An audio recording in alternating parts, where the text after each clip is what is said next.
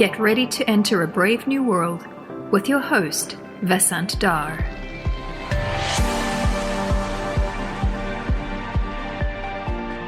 Brave New World is supported by the Center for Data Science, or CDS, at NYU. If your organization is interested in engaging with CDS through student projects, please email cdsindustry@nyu.edu. For more color on the podcast and additional commentary, please subscribe to my newsletter at vasantdhar.substack.com. Hello, and welcome to Brave New World. I'm feeling a sense of accomplishment and relief. My new book is done and will be appearing in the fall. It's called Thinking with Machines. The good news is that you can already pre-order a copy on Amazon, so do order your copy now. That's Thinking with Machines. Now, when you write a book, it's an accomplishment, but you're in a different league when a Pulitzer Prize winner writes a book about you. My guest today is Deogratias Niyizonkiza, known as Deo, who's the subject of Tracy Kidder's book called Strengthen What Remains, a New York Times bestseller. The book chronicles Deo's remarkable journey, surviving against the odds and becoming, quote-unquote, the change in the world that you want to see, as Mahatma Gandhi put it. Deo is the founder and CEO of Village Healthworks, a grassroots non-profit organization providing compassionate, quality healthcare to the most vulnerable community members in rural Burundi in East Africa. Deo, welcome to Brave New World. I am delighted to have you on the show. Thank you so very much for having me, Vasant. I've been wanting to do this for a long time, so I'm glad we found the time. Yes. You're a busy me too. man. You're a busy man. By the way, quick question. I saw a photograph of you with Bill Clinton. Is that right? Was that taken at the White House? A bunch of pictures I have. I don't know which one you're referring to, but I think maybe one of the events at CGI and other places. Okay, cool. Was that in the 90s? There was the first time we met was in 2005. Okay. In Rwanda, and then after that, a few times. Here. Okay. Yes. Yeah. So, Deo, tell us about yourself. I mean, you've had a hell of a life and quite a journey. And I'll leave it up to you to where to start. I read the book by Tracy Kidder, Strengthen What Remains, and that's the book about your story. And like I said, it's quite a story. So, take it away. Tell us about your life. Yeah, thank you. Thank you so very much. My name is Deogratias Niyizonkiza. I am originally from a country called Burundi in East Africa. It is a small country, and I serve a grassroots health organization called Village Healthworks. And we are working in one of the rural areas, poorest areas of the country. So in Burundi. That is where I was born and raised, in a rural area. When friends asked me about Burundi and all that, and healthcare and all that, I remember back going to school, primary school, starting school in. About 2 hours away from where we used to live. We started school. 2 hours walking. Walking. 2 hours walking. I don't remember, frankly, the first time I saw a vehicle. It was late in life. Not to mention being in a car. It was very late in my life. Maybe toward the end of secondary school, high school. But here I am. I grew up in a family of farmers. My mother, my father didn't go to school at all, but they valued education. And this is why I was able to go to school. Also, my siblings went to school. But what really, affected me just growing up, it was just how people, especially mothers, died in childbirth from totally preventable diseases. And so I was just, just reflecting on your question. One of my earliest memories was exactly when I started at primary school. We were in a classroom. We started in a classroom of 50 school children, age 6, 7. In the beginning, half of the class didn't have chairs. It was packed with the school children. By the end of the school year, everyone had a chair, could sit down. It was bench, really, not really a chair like this I'm sitting on, you and I are sitting on. What happened? Many children died from diseases that were not even diagnosed. And many children left school because their parents were bedridden or so sick and they needed their children to be back and take care of themselves. We're talking about children who are 6 years old, 7 years old. And others simply were just there because their parents died and they had to take the responsibilities of parents at that young age. So it was really not a childhood in which many of us would wonder, what are we going to do tomorrow? We were overwhelmed by that fear of death before experiencing life, knowing even who we were as children, human beings. And so that was really quite traumatizing. This is why I just say, what am I going to do tomorrow? It was just that fear overwhelming you. Those who were lucky like me, kept wondering, my goodness, if I could be allowed to make it through, it would be wonderful if I could help someone else. Occasionally, we have some nuns. My school was ran by the Catholic Church, and some priests would come and giving us pills, like deworming pills, and some really basic, medications. So that affected deeply my, life growing up. And I was lucky. I made it. Grew up, as I said, in a very poor family, but that poverty was felt everywhere. It's not like our neighbors' village, in the villages were different, from us, better off. No. So basically, that's how I grew up, and went my primary school in Burundi and secondary school in Burundi, and thinking about what am I going to do in my life. But I always knew that if I could touch someone's life, that would make me alive. And we're talking here like 1970s, yes, exactly. 1980s, Yeah, right? yes. We're talking about late 70s. This is an interesting question because it was like yesterday. Yeah. And we were really dying from, diseases that had been eradicated in places like here. So that is, just really, yesterday. So that's... that was my childhood, but also was very lucky to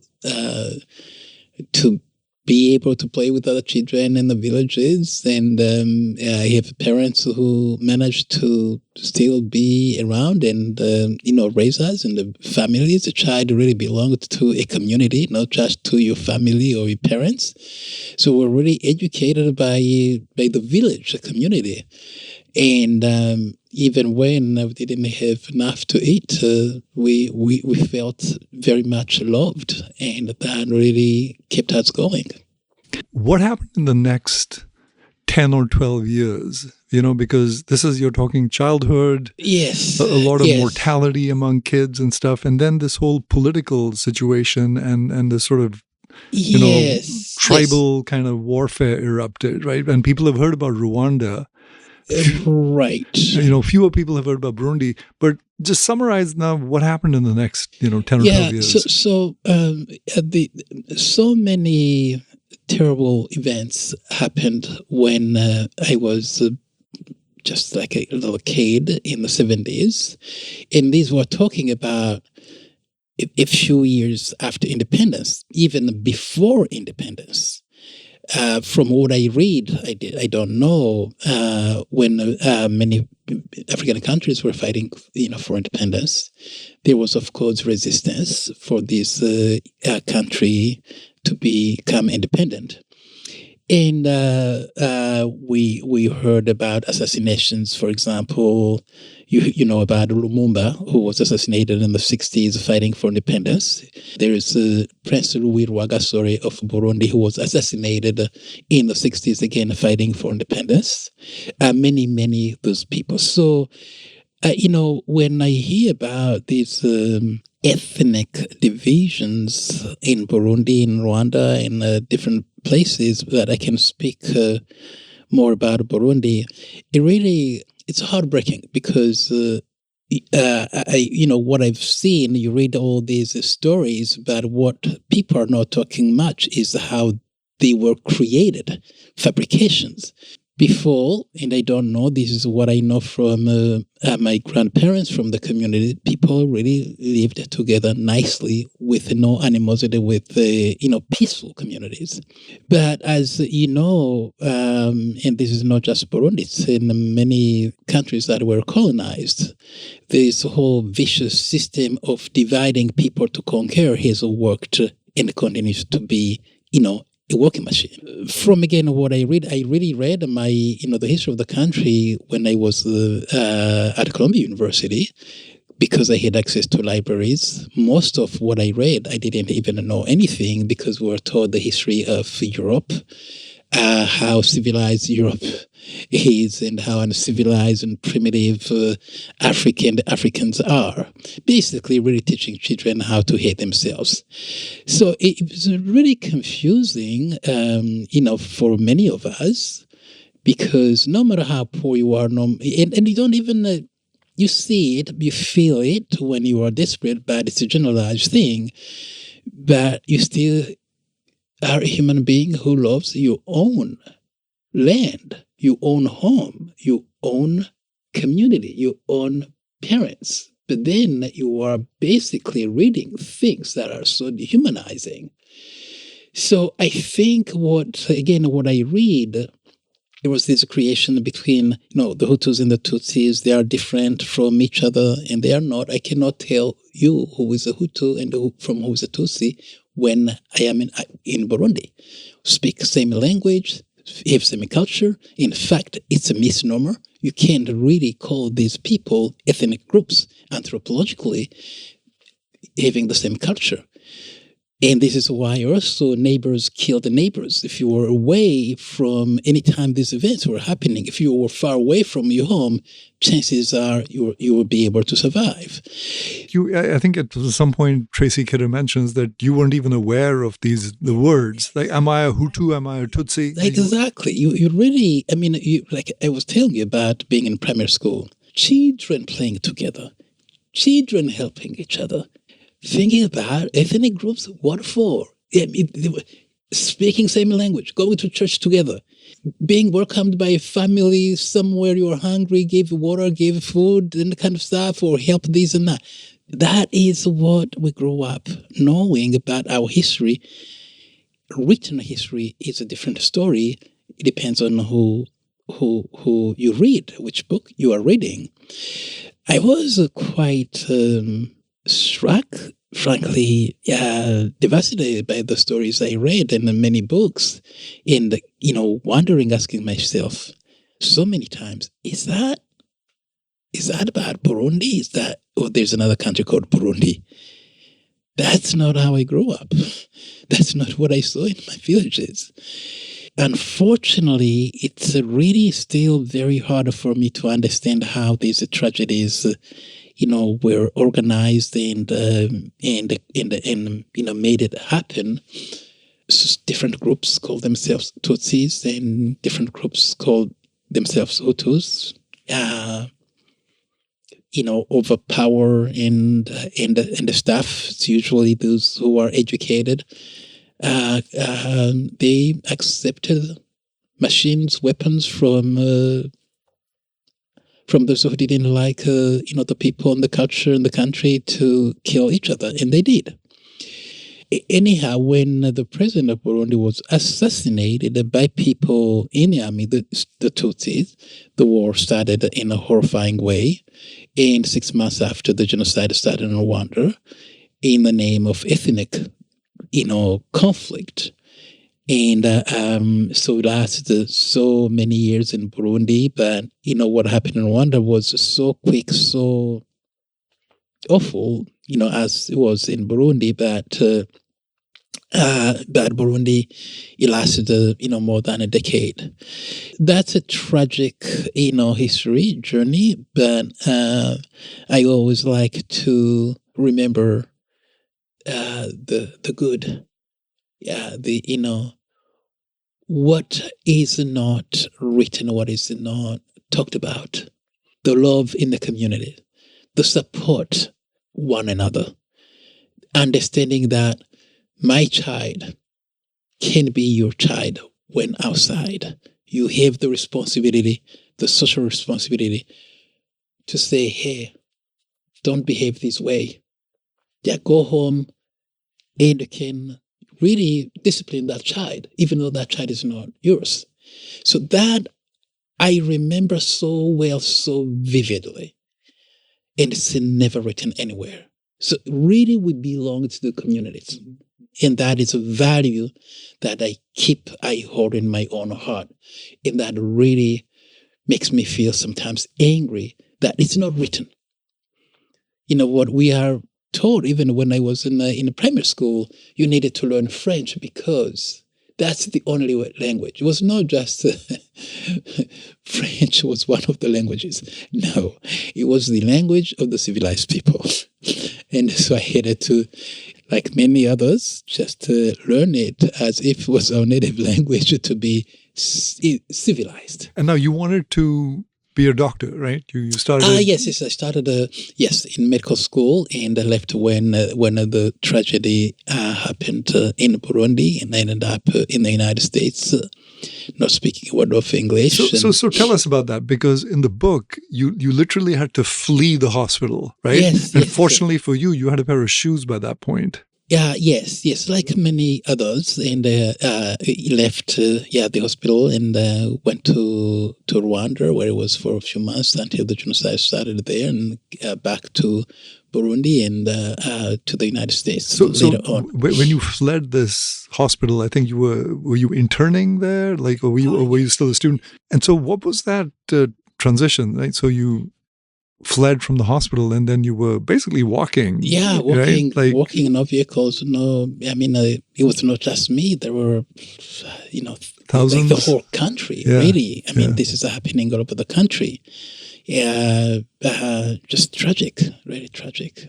Once you fled, what was the story between that and you arriving at JFK? In 1994, I think. Yeah, right? Yes. A friend of mine helped me, and I got here to get a ticket, and I had $200 in my pocket. I thought that I was quite a rich man, a young man, and arrived here, and then there was someone. So hold on. So in the story that Tracy Kidder writes, he says you had a business visa. And ostensibly you were going to be selling coffee. Yes. I didn't even know what that so was. How did that happen? So a friend of yours go to your business visa? Yes. That was how I could get a visa. But frankly, everyone who could have a ticket and say, get out of here, they knew that get out. This is absolute hell on earth. So they could, but that's how I came as someone who's going to sell coffee. Burundi is known for having one of the most delicious coffees in the world, and so this friend of mine in the family was in that business. Here you are. You arrive at JFK. You don't speak a word of English, right? And these two immigration officers say, what are you doing here? And you're talking to them in French, and they have no idea. And they ask you, do you have any money? And you say, of course, I've got $200. And you said they sort of laughed, right? And then this baggage handler from Senegal who spoke some French came and started chatting and translated for you, and you said he must have said the right thing because they let you in. Yes. Did you have a plan? My only plan was to just get out of the tragedy. That was, it's a hard once you've been in this kind of. Did you know anyone in the U.S.? I didn't know anyone. I was just with me and my luggage and my $200. So I was extremely lucky. So, I had to try to find, some. People who would be Burundians and all that, but this man already was just a godsend for me. He took me to from JFK after a few hours and became friends. And after that, I was on my own because he had left back home. So you arrived, and apparently he took you to Harlem, an occupied building. Yes. I mean, back then in the 90s, Harlem was quite something else. I had no idea that the United States had places like that. Yeah. Yep. Speaking of social inequalities, and then you were doing basically delivering groceries. I got a job at Christie's and was delivering. Groceries to residential areas, being paid $15 a day, not an hour. I wish could have been an hour, from 7 a.m. to 7 p.m., basically 12 hours. So it was. And almost half tough. of that was going in subway fares. It was cash. It was really cash, and so just trying to survive, basically, and that was a quite difficult. Situation to be in. Yeah, and then you lived in Central Park for a while as well. Yes, I did, and but that job really, saved my life also. As just desperate and just trying to survive. So I met, some good people who basically, rescued my life. That's a hell of a story, and that's only the first part of it. Yeah, right? Yes, it's part of the journey. And so tell us more about then. How did you end up going to Columbia University? I applied after I found a home and was able to learn English and back to recovering. I applied and I was accepted, and I enjoyed being every single minute of that. Having access to libraries and resources for the first time was just the perfect time for me. Yes, but I want to go back to these tragic stories. It's and speaking of Columbia University as well, I really spent so much time trying to read histories in other cultures, in other countries. I had never heard, for example, of the Holocaust. I had never learned about slavery. And learning all these human tragedies in history was quite an eye-opening experience for me. In a very strange way, it made me feel, wow, it's not just something that happened to us. Because when you don't have access to information, you don't know what is going on. You just feel, my goodness, what is going on? What's wrong with us?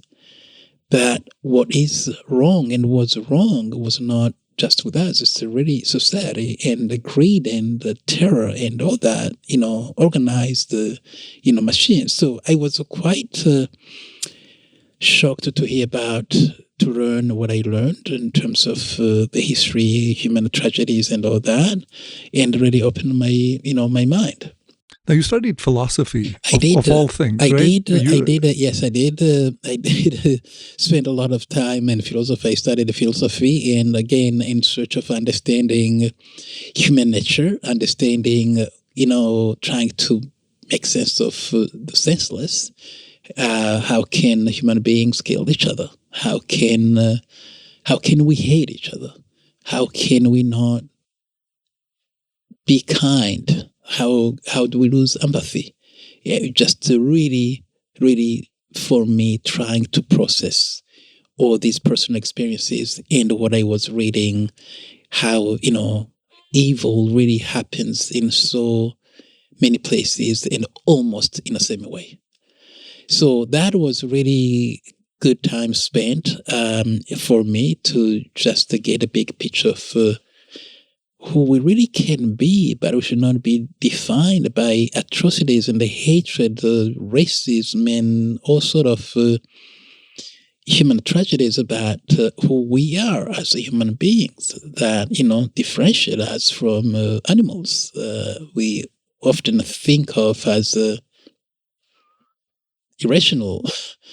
So you were just really a lot for me. It is a lot for me. I graduated with more questions than answers. There's a part in the book where you describe this philosophy class where the professor was talking about humans versus animals and rationality and empathy and all of that, which you said didn't resonate with you. It wasn't consistent with your own experiences. Say more about that. It was, I remember very well, we had all this discussion and many discussions, but that was one of them. I was paying attention based, again, on these recent experiences of human tragedies. What is the rationality behind killing a human being as a human being? I am listening to the lectures and the reading, or animals killed just for food. What about, at least there is rationality behind it. The animal is doing that for food. What are human beings killing other human beings doing? That's one thing. And then, they have no instinct, or they have instincts. We humans control our instincts. Control our instinct. But, and I'm just there thinking, I grew up tending cows in the mountains, and each cow had a name. And there were many. I could call Yabirenzi, and that cow would just show up, come to me.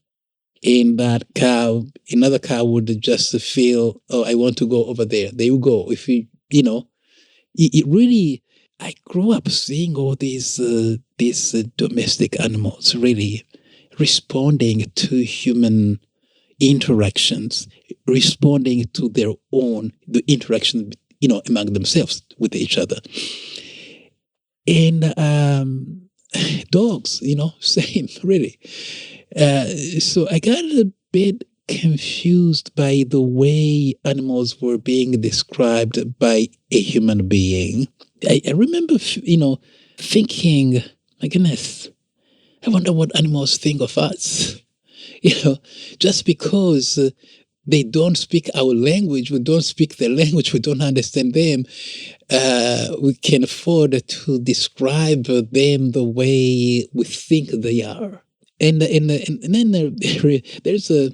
there's one line, I think it was in Things Fall Apart, Chinua Achebe, where he wrote that until the lion learns how to write, every story about hunting will always glorify the hunter. And I'm just thinking, well, maybe animals we butcher like cows. They see us as actually irrational and crazy living things more than we do see them. So I was quite uncomfortable with the descriptions, and and especially when you have seen a lot of brutalities and things like that. And I know, especially these days, unfortunately, we are witnessing history repeating itself. A lot of people who have no self-control at all. I would rather, and I know some animals actually that have some self-control better than some human beings. So that was just, in philosophy, you are sitting in a classroom, you are debating and over again, and the whole semester is gone, and just wondering, wow. Were there times when you just felt like this is too hard? I just want to give up. Was that ever an option? Like, I'm just now trying to think about all this.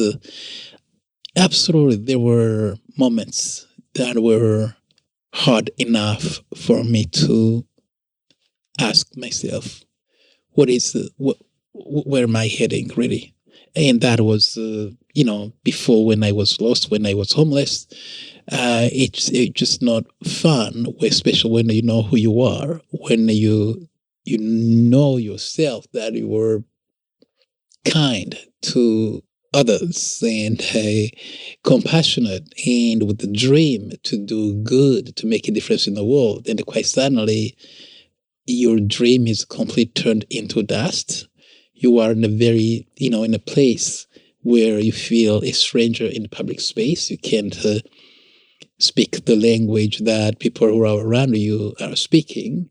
You have a lot to say, but you cannot share, and somehow you are seen as if you have some mental delays because you don't speak that language. So that can really affect you in just a horrifying way. And so I felt that, is this life worth living? But also, not giving up was extremely, important. And just keep fighting. But I was also extremely lucky to, make friends who, I surrounded myself with, who open their hearts and doors for me and hug me and make me feel like a human being, like everyone else. It seemed like you had an instinct, sort of knowing, where to go for help when you really needed it. That's a good question. For example, in the book, the nun that you talk about, right, where you really needed sort of medical attention. Yes, we had met before and we had talked. Yeah, you had actually delivered groceries. Exactly. Right? So I had gained trust in the faith. So I went to her, and we're having a conversation. I actually remember not really sharing much with her because, I was in this situation and felt quite helpless. And in a situation that felt, even though it was not my fault, embarrassing and humiliating. And this is when I had all these big questions. Is it worth continuing to fight this? So she asked me, you don't look good, you don't feel well? And I said, yes, I'm not feeling well. And that was the beginning of discussion. I didn't really share much every time. I just felt, gosh, I wish I could get some help. I thought a lot about it first. I didn't run into, maybe just go to someone or what.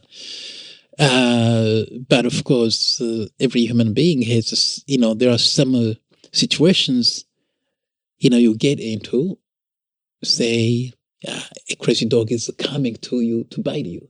Your instinct is just like run away immediately. You don't really think about it. You're in front of a danger. And so you do whatever you need to do instinctively. How do you defend yourself? The whole, flight or fight. It's what everyone really, I think, does in some kind of situation. But I'm, always trying to be thoughtful and careful and understanding what the situation is that I am confronting, or it's confronting me before I make a decision. And then she actually connected you with the people who sort of changed your life, right? She's I loved her and hated her at the same time because she was very persistent and didn't give up on me. And again, it was just this, I think, still some sense of pride. I, didn't want to lose, didn't want to depend on anyone at all. I wanted to fight and get what I earned myself and feel good about it. Even spending 12 hours in supermarket, grocery store, delivering $15 in, 12 hours, I felt I earned it. I didn't want to be in a home of someone and be, dependent. So, but she knew we had met, a few times, enough for her to know you cannot get, out of this situation when, struggle with this. I can try to talk to people. And talk to this lovely couple, Nancy and Charlie Wolf, and I was lucky. They opened their doors and their hearts for me, and it became a part of their lives. And it was such a beautiful circumstances, and that changed really so much in my life. How did you form or create Village Health Works? Village Health Works had been without a name on my mind for a very long time before Village Health Works started. If you remember, my earliest memory I was sharing with you, there was this whole idea in my mind. If I could make it through, I would love to be a healer without even knowing what, because we didn't have interaction with the nurses, with the doctors and all that. Long story short, after over a decade here, I went back to Burundi. And I went to see my mother, who was very sick, in a hospital where most patients were watching themselves die because there was no one ready to offer them help. There were some doctors, there were some nurses with no medications, with no lab, with nothing. And this is during the time the war had just been over.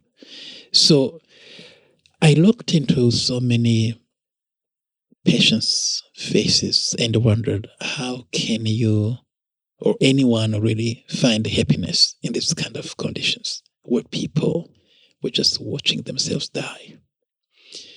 There was also another more tragic situation that I discovered when I was there, which was that if patients were not able to pay, they would be kept in the so-called hospitals until someone would just come and get them out. And that was under this program called user fee policies that was created by some international financial institutions. The money, loans given to governments, and you would pay back. How do you pay back? You would charge the patients. Who are these patients? These patients are victims of these horrifying wars that last more than a decade. Most of them had lost their relatives and livelihoods and all that. Where do you get money to pay for this? So then I decided to visit more hospitals, and my hope was that I would see something different from what I saw where my mother was. And I met with the Minister of Health back then. We talked, a very wonderful lady, and we shared some stories. And then I started writing about it. After visiting all 28 public hospitals in the country, and really coming back heartbroken, unable to function. I had no money. I was traveling on my student loans. I had friends. I shared, with them some of my findings and what I saw. I interviewed a lot of patients, but it became one of these, situations when you ask someone what's going on in your life, what's happening, and then you leave. It's just like a journalism. There's no help from that. I felt the urgency to go back and at least sit down with them and start mobilizing communities in 2006 with no money, but with the big vision to mobilize communities and really bring decency where it had been lost provide quality health care in a dignified environment and education based on critical thinking. So that's how we started in 2006, and the community really embraced thoroughly the idea. These community members were former enemies who became collaborators and friends, donated a piece of land where we are, and laid the foundation of our first clinic. So that was quite beautiful to see, and it was really healing for, from the trauma of war, of so many, even myself, just looking at how much we can do in a good way with the soul, with just our hands, versus, the tragedies that, were committed over the years. And which year was this, by the way? It was in 2006 is when we started mobilizing communities. And a year later, we opened our little clinic, and we started seeing patients, outpatients. With the time, we opened an inpatient ward and kept building. And we have now a beautiful 85,000 square feet teaching state-of-the-art hospital that really is a result of that just idea that was embraced by the community. So that is where how we started, but we also integrated in our health program education, because I truly believe in the synergy between education based on critical thinking, unlike the education we inherited from colonial times based on rote memorization, and quality healthcare. It's really what I believe is the foundation to strengthening healthcare system, contributing to building resilient communities, and even world peace. It's just how I really see it based on my experience.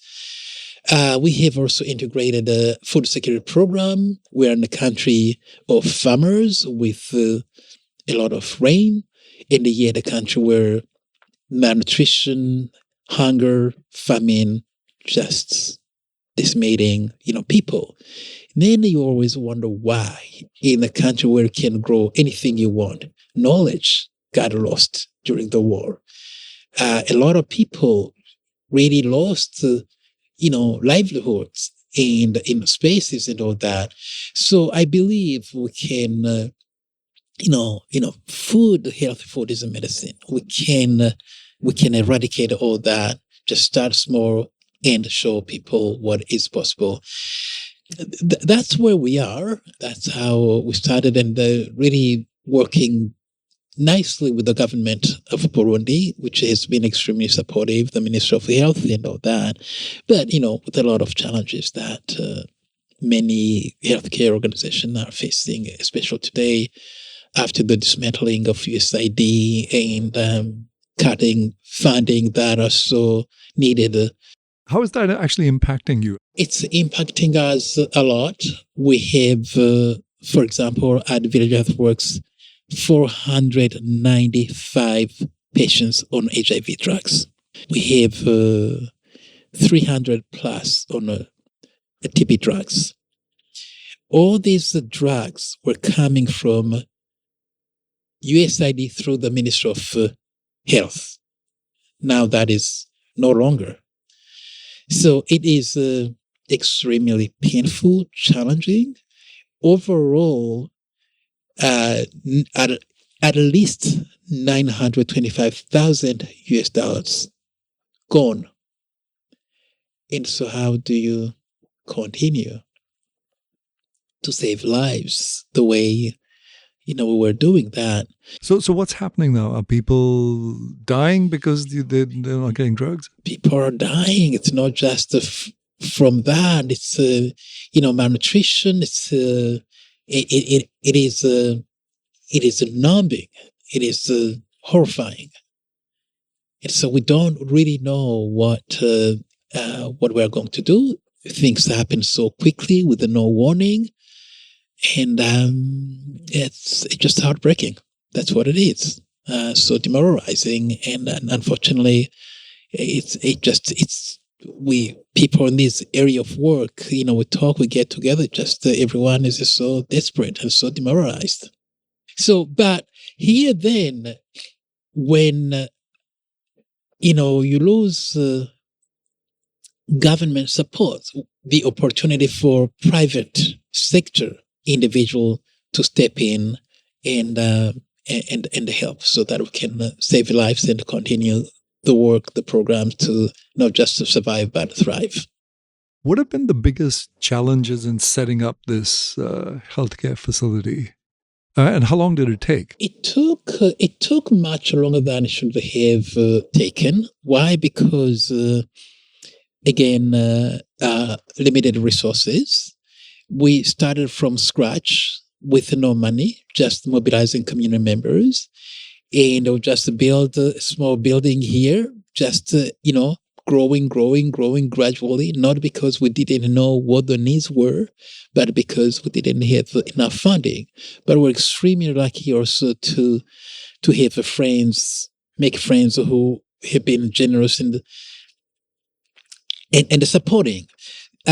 So from 2006 to, for example, this hospital we just built, I started thinking about this in 2008 after seeing so many patients, especially pregnant mothers, who were at high risk and dying.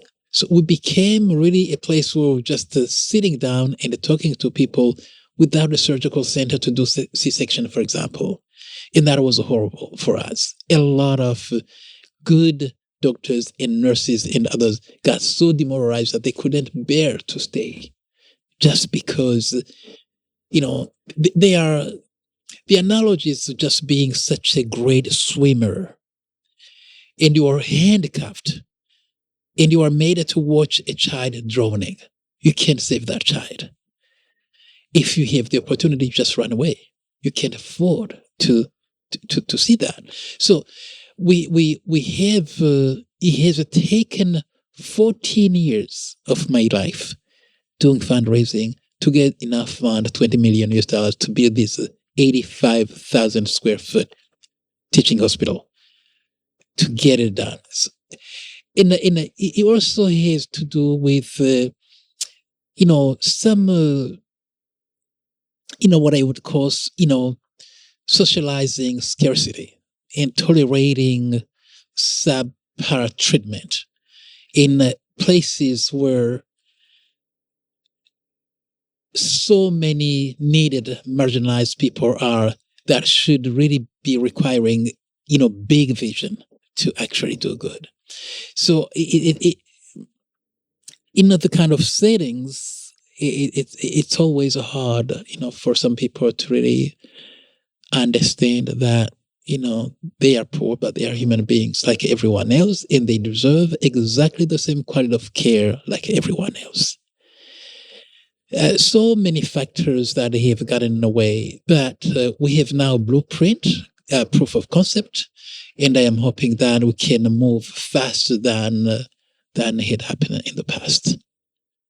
So what is the next step here? Is it more of the same? It's not more of the same. Our goal is really to become a model in healthcare, in the teaching. We are now trying to work with the teaching hospitals in different countries so that they can come in and help with the training of local healthcare providers. We have now beautiful partnerships starting with the University of Burundi, the medical school. It's happening. So it's really the beginning of chapter 2 to grow and ready to replicate this model beyond Burundi. It's the vision. Do you have partnerships with any American universities or? We some have come individual. I've been reaching out to many universities through speaking engagements, many, and some are bringing some individuals at Columbia University, University of Vermont, and Stanford, and others. So we are in the process of working together to see what collaboration partnerships would be like. And what's the political situation now in Burundi? Because what I hear is that it's actually quite good in Rwanda. Yes. Well, if you recall, the Rwanda received really such a great attention, and the international community jumped in to help a lot. Burundi, on the other hand, didn't really get that much help. So I am. Why is that? Because I think it really took quite a lot of lobbying, I guess, and advocacy in Rwanda as opposed to Burundi. Again, because in Burundi, this war lasted much longer than it did in Rwanda. Why is that? The attention, the genocide in Rwanda was stopped quickly, and the international community jumped in and talked about it. In Burundi, it didn't. That's a good question. It didn't. So the government is really trying very hard to, get the country back to life, supporting village health works, not really that, financially, but, the moral support and helping in, supply chains and whatever they can to get things quickly out of the customs and all that.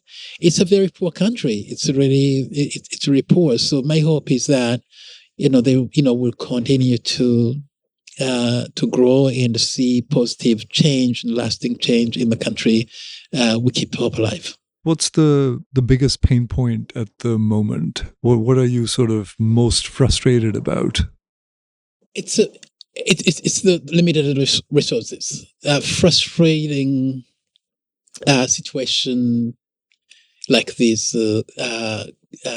dismantling of USAID that is really impacting so many lives and systems in place. It's extremely frustrating and heartbreaking. But I am also happy to see some, people jumping in here to actually fill the void. As I was mentioning, losing almost $1 million is not a simple thing in a country like Burundi, in what we are doing. So it's frustrating, but that doesn't mean giving up at all. We are rolling our sleeves up in the mobilizing communities and, people who have been supporting donors and reaching out to potential donors to make a difference in the field of gap. So where do you see, Village Health Works 10 years from now? We really have a big vision to really become the regional hub in healthcare, in teaching in healthcare, and to really replicate this model across all Africa, especially in rural areas, where the vast majority of Africans are, and yet have no access to healthcare, which is the root of really all that is wrong in terms of thinking, how can a continent become a self-resilient, sufficient continent with the vast majority of these people unable to have access to quality healthcare? And that can absolutely be changed. So you're envisioning, let's say, 20 or 30 of these? We will definitely make it happen, because we have, if you can do it in Burundi in the way we have started it, and we see what we see, there's no question in my mind that this can happen across the continent of Africa. And what are the sort of local conditions you need for this to happen, right? So it happened in Burundi because you had the support of the government, the Ministry of Health. What else do you need, in terms of sort of the local conditions for something like this to really work? For really this to happen in different places, there's something that, in general, people don't see as the priceless value, which is community involvement. If you ask me what is the one thing, for example, you are proud at Village Health Works, that you feel that is successful, it is community involvement, community participation. We sat down with the community members who were suffering. Poor, not stupid, poor, not lazy. and talk about issues that really matter in their lives. Get them involved. And that has been really the foundation of Village Earthworks. I have traveled to so many countries, and I have seen so many Burundis within those countries. That's the beginning. Before you can even think about money, mobilize people, get together, be on the same page, get them buy-in, and then the rest is going to follow.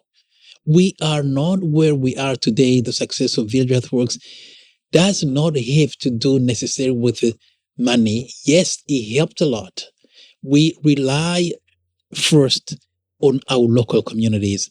That reliance extends beyond Burundi, beyond the community, really bringing this global community. And everyone, really, despite all these tragedies happening in the world, these kind of new ways of thinking from the we to the me approach, there are many good people in the world who really would love to get together, embrace each other, rebuild their communities, their societies, and make the world a healthy, peaceful world. I see this happening anywhere in the world if we can actually share our journey, share how we did that. And there's no shortage of wars in the world. There's no shortage of opportunities either. We can really make this happen. So the conditions, number one, read local conditions. Make sure you have a buy-in from the community. They are getting, involved in what you do. I used to tell them what to do. Now, really, I learned so much from them. What really matters first. There are no shortage of priorities. But which one do you start? It's been already quite an eye-opening experience, and I do believe this can spread all over. Deo, that's such a fantastic vision. I'm actually amazed that you managed to pull this off, in Burundi, through Village Healthworks. But I just see the vision as being just fantastic, right? To replicate this throughout Africa. And I have great admiration for what you've done. Thank you. We met relatively recently, only 6 months ago, and at an investment management conference of all places. And I was very drawn to you because it was pretty clear that you were doing something really big, much bigger than, most people sort of, attempt to do. And I was amazed that you had done it, doing it successfully. And it's great to see that this is just the beginning, right? That this is actually something that you expect to replicate, over the next 10 years or so. That's so fantastic. And, I would encourage all my listeners to really take note and, to help you in your journey. I certainly am doing so and intend to do so. Thank you. Going forward. Thank you very, very much. Thank you. And thanks for, doing the podcast. I really learned a lot. I really enjoyed reading the book, which I would highly recommend to the listeners, by Tracy Kidder, called Strength in What Remains. I've been a big fan of Tracy Kidder ever since the 80s when I read his book called The Soul of a New Machine. That's right. Which is about this computer, a microcomputer that was being designed at Data General. So I've been a big fan of his. So I was really pleased to see that he had chosen to actually write a book about you. That was, to me, a hell of an endorsement. So congratulations on that. Thank you.